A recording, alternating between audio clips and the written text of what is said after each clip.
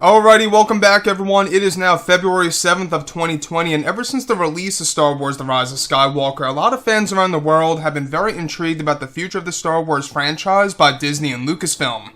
This is Mike Zero. Make sure to subscribe if you are new to the channel for future Star Wars content. Now, one thing about Episode 9 is that we do know that this movie was a foundation to create new Star Wars lore by director J.J. Abrams. This was an obvious thing. He actually talked about this in various interviews over at the premiere of the film and other media outlets that reached out to J.J. Now, we do see a lot of examples just like this, such as the world of Exegol, the Sith Eternal, and Palpatine's new world, and how it's connected to the Force Nexus, known as the Beyond. Now, one thing that we do know about Episode 9 as well is that Kathleen Kennedy stated before in the past, as well as the editor of the film, Mary Ann Brandon, and more, that this movie was by far the toughest production out of all three Star Wars movies. It was the most difficult production of all the Star Wars movies that they worked on, which tells us right then and there as to why there's a lot of segments in this movie that felt very convoluted, or very rushed, or just went too fast at times, right?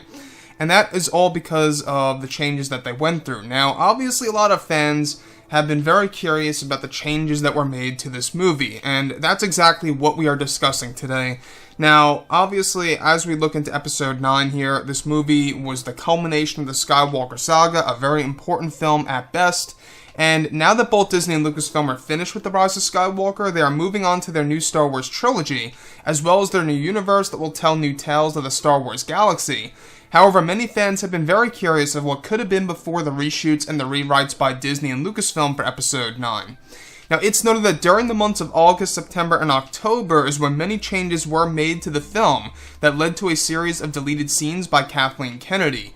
One of the big scenes that were deleted involved a segment with Anakin Skywalker's Force Ghost, portrayed by Hayden Christensen, that was partially filmed where it included Anakin's ghost appearing to Rey in a place called the Lake of Dreams, offering her guidance about the ancient Jedi and opening new truths about her past that were locked away in her mind. Anakin in the scene was said to shapeshift as an actual younger self of himself to his older self in his scene before it was deleted. Now, another sequence included a moment in which Anakin was originally going to show up in the form of a nightmare within one of Kylo Ren's dreams, where originally J.J. Abrams wanted to deliver a parallel of Anakin having nightmares where Kylo would have one of Anakin and the scene was going to show a hooded Anakin Skywalker wielding an ignited blue lightsaber blade with a burned face with the screams of Anakin heard in the background. This was going to be within the original opening of the film, and that the nightmare was going to give him a vision to head over to the world of Mustafar to find the Wayfinder device to locate the Sith Eternal and Emperor Palpatine over in the unknown regions. This would also connect to the other scene of the hybrid Force Ghost of Anakin Skywalker, where it would have appeared inside of the castle of Mustafar. So, the thing about Episode 9 here is that a lot of fans really wanted to see more of Anakin Skywalker. They wanted to see more to that side of the story, and we never really got to get that. Obviously, they tried to. They had a lot of sequences that were done, partially done at least, that were ultimately canceled because of Kathleen Kennedy. Once again, you know, that's another reason as to why she's very incompetent over at Lucasfilm, is because she just doesn't know what she's doing. She doesn't really know exactly what Star Wars really is and how to really tell a proper story. So, when we look at Kathleen Kennedy, like I say, somebody else needs to replace her. We do know that's actually currently the big plan by Bob Iger.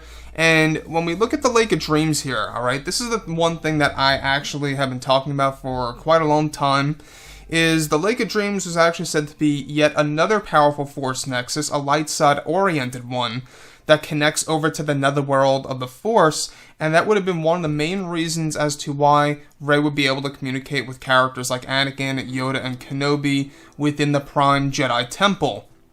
Now, this was going to be an original segment in the film where fans would be able to actually see the Force Ghost and see the Netherworld and exactly what it looked like. Now, the Lake of Dreams was somewhat like a shallow, cave with a lot of water poured in there, where she would be able to communicate with Anakin and others. This to me sounds like it was going to be JJ's own take on the mirror cave scene on the world of Ahch-To. At least to me, that's what it seems like.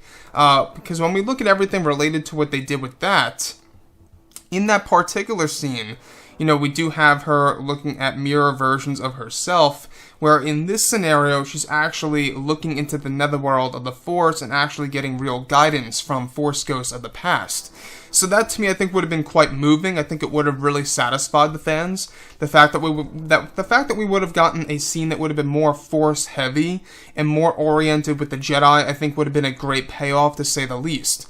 So, like I say, Hayden Christensen deserved a lot better. He really deserved more, other than just being a disembodied Force ghost voice. So, with that being said, guys, I would really like to hear what each and every one of you have to say about this below in the comments. And if you guys did enjoy the content for today, do make sure to drop a thumbs up on this video to support the channel. I thank you all so very much for the kind support, and I'll catch you guys next time.